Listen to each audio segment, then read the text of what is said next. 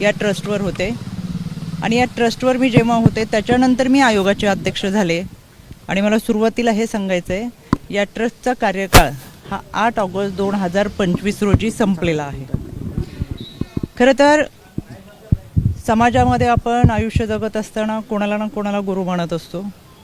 खरात पती पत्नीला माझ्या परिवाराने गुरु मानलं, आम्ही गुरु मानलं आणि काही वेळा तिथं होत असलेला कार्यक्रम मग तो महाशिवरात्रीचा असेल, गुरुपौर्णिमेचा असेल, या कार्यक्रमाच्या निमित्तानं विद्यार्थ्यांच्या शैक्षणिक साहित्य वाटपाचा असेल, या निमित्तानं आम्ही उपस्थित राहत होतो।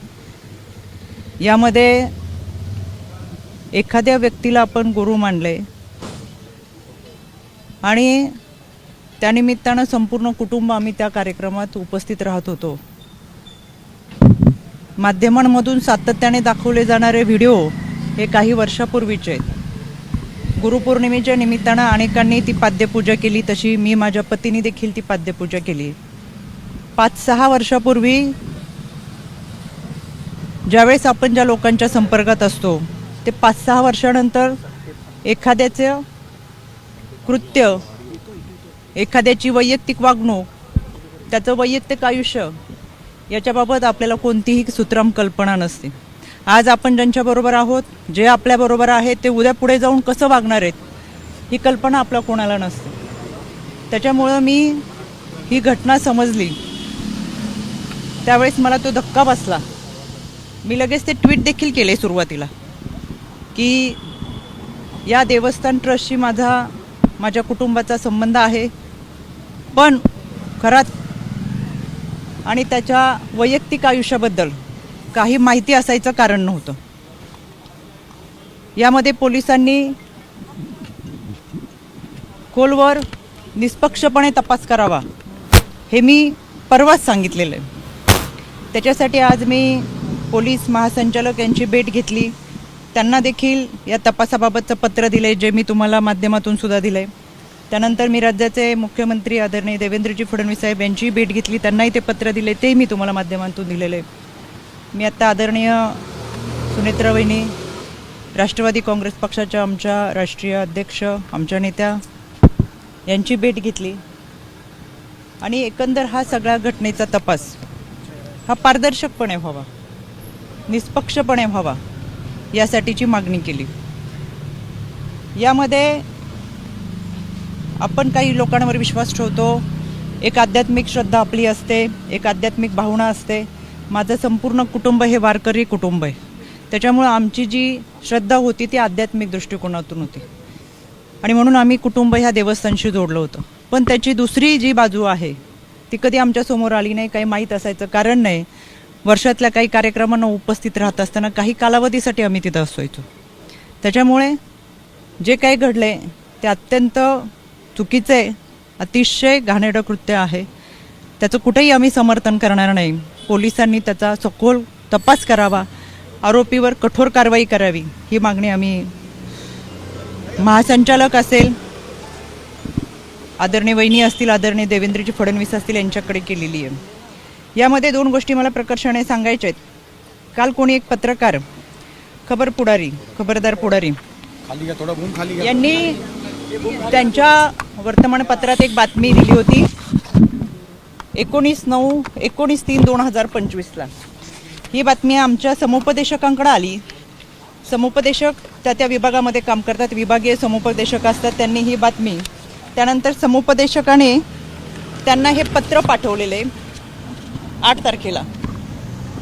आमच्या प्रकल्प अधिकाऱ्याने हे पत्र पाठवून त्या पत्रामध्ये स्पष्ट दिलंय की आपल्या पेपरमध्ये जी बातमी आली त्याच्यामध्ये बातमीमध्ये काही मोघम स्वरूपात छापलेली आहे, तर या प्रकरणामध्ये आपल्याकडे काही माहिती असेल तर सविस्तर आयोगाला कळवावी। दुसरं पत्र आहे पोलीस अधीक्षकांना की तुम्ही तुमच्याकडे जी काही माहिती असेल ती माहिती या अत्याचाराच्या संदर्भात असेल किंवा काही असेल तर आपण पोलीस स्तरावरती कारवाई करावी, भूमिका घ्यावी, जे काही असेल। त्यापूर्वी माझ्या ऑफिसमधून संबंधित पत्रकाराला फोन गेला होता की तुमच्याकडे अशी काही तक्रार असेल, अशी काही माहिती असेल तर तुम्ही पोलिसांकडे जाऊन तक्रार दाखल करा। यानंतर तिथं स्थानिक पोलिसांनी सांगितलं की कोणती माहिती नाही, कोणत्या महिलेची तक्रार नाही। बराच वेळा चुकीच्या बातम्या ह्या छापल्या जातात आणि म्हणून त्यांनी आयोगाला ते पत्र पाठवले की आमच्याकडे कोणतीही माहिती नाही, जी काही बातमी मी दिली ती मोगम स्वरूपात दिलेली आहे, आमच्याकडे कोणतेही पुरावे नाहीत. 2 दिवसापासून ज्या चुकीच्या बातम्या चाललेत त्याचा मी तीव्र निषेध करते.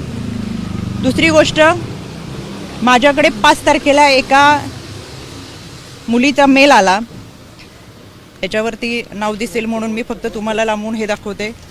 या मेलमध्ये, या संबंधित मेलमध्ये त्या मुलीने खरातच्या ऑफिसमध्ये पूर्वी काम करणाऱ्या एका माणसाच्या संदर्भात तक्रार होती.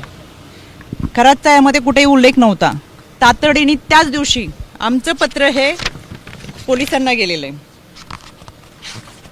मी स्वतः ॲडिशनल DG यांना ते पाठवलं आणि पोलिसांना आम्ही ते पत्र पाठवून जे कोणी असेल त्याच्यावरती तपास करावा असं सांगितलं. त्याची हेअरिंगसुद्धा हे पोलिसांचं पत्र, या तपासाची हेअरिंग 17 तारखेला माझ्या आयोग कार्यालयात लागली.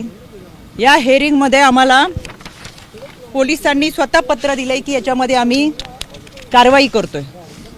कोणालाही, कुठल्याही व्यक्तीला, संस्थेला, कोणालाही पाठीशी घातलेलं नाही. पण तोपर्यंत खरातचं कुठेही नाव नव्हतं, पण त्यांच्याकडे काम करणाऱ्या माणसाचं नाव याच्यामध्ये होतं, तरी आम्ही कारवाईचे आदेश दिले होते. त्या अनुषंगाने आम्हाला तेजस्वी सातपुते त्यांचं पत्र आहे की आम्ही याच्यामध्ये कारवाई करतोय. हे पत्र आहे आम्हाला 17 तारखेला.